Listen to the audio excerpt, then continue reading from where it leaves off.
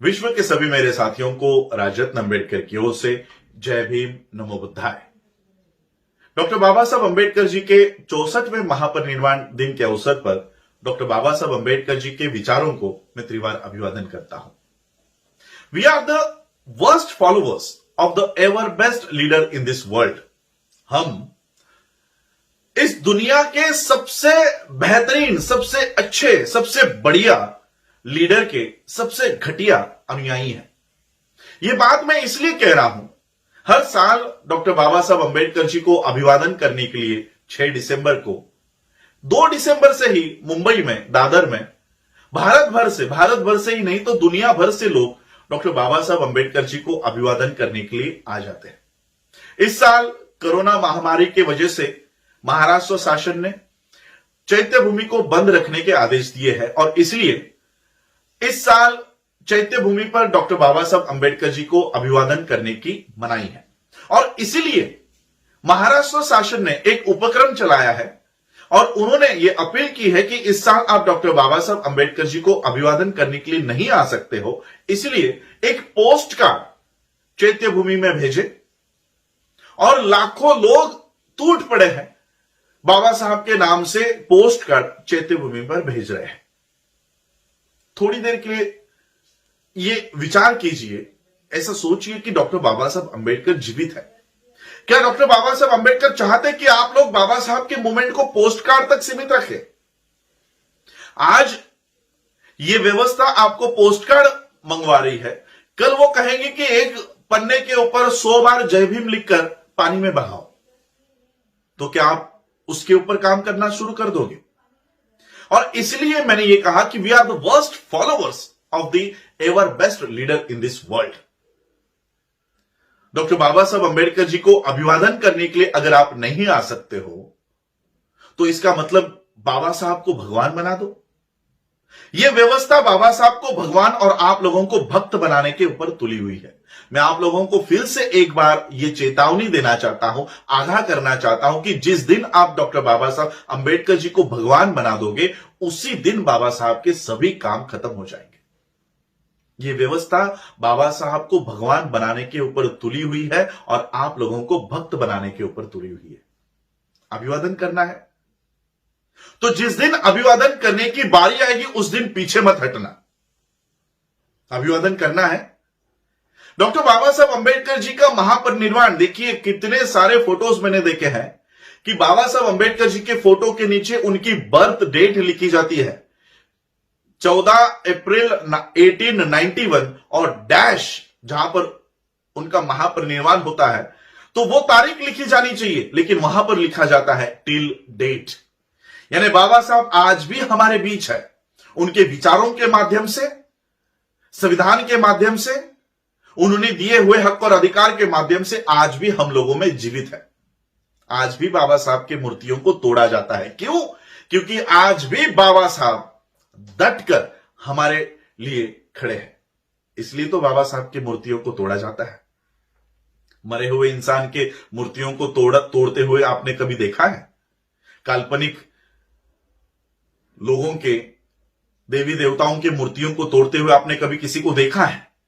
बाबा साहब की मूर्तियों को इसलिए तोड़ा जाता है क्योंकि dead Ambedkar is more dangerous than live Ambedkar. और इसलिए इस व्यवस्था को बाबा साहब को वो पचा नहीं पा रही है, इसलिए वो बाबा साहब को हाईजैक करना चाहती है। आरएसएस हाईजैक कर रही है, बीजेपी हाईजैक करती है, शिवसेना हाईजैक करती है, कांग्रेस हाईजैक करती है, क्योंकि वो नहीं समझ पा रहे कि बाबा साहब को हम काउंटर नहीं कर पा रहे हैं, कैसे काउंटर करें, और इसलिए वो बाबा साहब को हाईजैक करने की कोशिश करती है और हम लोग हाईजैक होने दे देते हैं। जितना बाबा साहब के राइटिंग एंड स्पीचेस पर बीजेपी पढ़ाई करती है, आरएसएस पढ़ाई करती है, हम उसमें से 10% भी पढ़ाई नहीं करते। और इसलिए अभिवादन करने का जब समय आएगा तब पीछे नहीं हटना। अभिवादन करने का समय 6 दिसंबर नहीं है। जिस दिन जनगणना के अधिकारी आपके घरों पर आप लोगों की गणना करने आएंगे, उस दिन बाबा साहब को अभिवादन करो। देखते हैं कितने लोग अपने आप को बौद्ध लिखते हैं, सिर्फ बौद्ध। हमारे तथाकथित नेता पत्रक निकाल के, लेटर निकाल के लोगों को बता रहे हैं कि बौद्ध लिखने के बाद महार लिखो, चमार लिखो, ढोर लिखो, अनेक जातियों को समाविष्ट कर दो बौद्ध धर्म में। बौद्ध धर्म में ये जातियां लेकर आओ, फिर क्या होगा? ये बौद्ध महार है, ये बौद्ध चमार है, ये बौद्ध ढोर है। इस तरह की जातियों को हम बौद्ध धर्म में घुसाना चाहते हैं। और बाबा साहब कहते हैं कि हमारा बौद्ध धर्म में जो प्रवेश है ये इज्जत के लिए है। इज्जत पाने के लिए हम बौद्ध धर्म में आए हैं, लाभ पाने के लिए नहीं। हमारे नेतागण कहते हैं कि अगर हम लोग अनुसूचित जाति नहीं लिखेंगे, अगर महार नहीं लिखेंगे, ढोर नहीं लिखेंगे, चमार नहीं लिखेंगे, तो हमारे लाभ चले जाएंगे, हमारा रिजर्वेशन चला जाएगा, हमारा बजट कम हो जाएगा, हमारी पार्लियामेंट की सीटें, हमारी विधानसभा की सीटें कम हो जाएंगी। और बाबा साहब कहते हैं कि हमें लाभ प्यारा नहीं है, हमें इज्जत प्यारी है। और जब बाबा साहब को अभिवादन करने की बारी आएगी तब ये बात ध्यान में रखना। तब चूक जाओगे बाबा साहब को अभिवादन करने के लिए, तब आपका पोस्ट कार्ड पिछले जेब में छुप जाएगा, तब बाबा साहब के विचार कहीं ना कहीं जेब में छुपा दोगे। बाबा साहब को फॉलो करना, बाबा साहब का अनुयायी बनना इतना आसान नहीं है। सिर्फ कैंडल लगाने से, सिर्फ अगरबत्ती लगाने से, माथा बाबा साहब के चरणों में झुकाने से कोई बाबा साहब का अनुयायी नहीं बन जाता। अनुयायी और भक्त दोनों में बहुत अंतर है। ये जो काम करता है ये भक्त करता है, अनुयायी बाबा साहब के कदमों के ऊपर चलकर बाबा साहब का अनुकरण करता है। और इसलिए आज ये वीडियो मैं इसलिए बना रहा हूं कि हमें बाबा साहब का अनुयायी बनना है, हमें बाबा साहब का फॉलोवर बनना है, हमें बाबा साहब का भक्त नहीं बनना। बाबा साहब ने कहीं नहीं कहा कि आओ मेरी पूजा करो। बाबा साहब का एक स्पीच है, बाबा साहब कहते हैं कि मेरी जय जयकार करने के बजाय मेरा अधूरा रहा हुआ काम पूरा करो।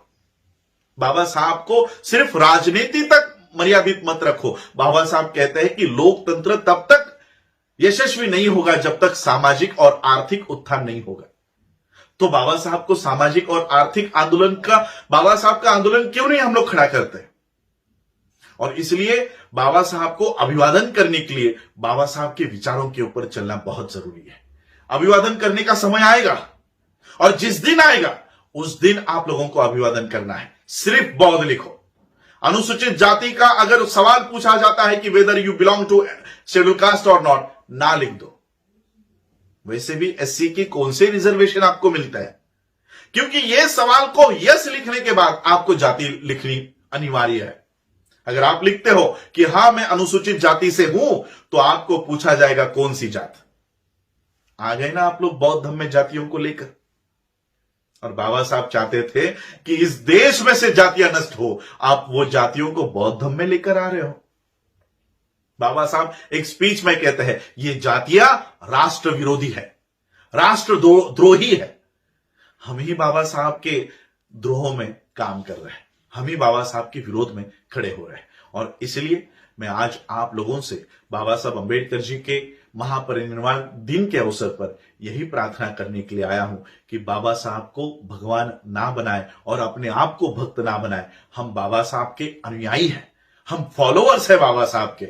हमें अपने आप को वर्स्ट फॉलोवर के लिस्ट से बाहर निकालकर बाबा साहब के बेस्ट फॉलोअर्स के लिस्ट में हम लोगों को आना है। और इसलिए बाबा साहब के कहे हुए बातों के ऊपर हमें काम करना है। 2021 में जब जनगणना आएगी उस समय हम बाबा साहब को अभिवादन करेंगे। उस समय जब एनुमरेटर हमारे घर पर आएगा उस समय हम अपने आप को बौद्ध बताकर, सिर्फ और सिर्फ बौद्ध बताकर बाबा साहब को अभिवादन करेंगे। यही हमारे अभिवादन का इस साल का तरीका होगा।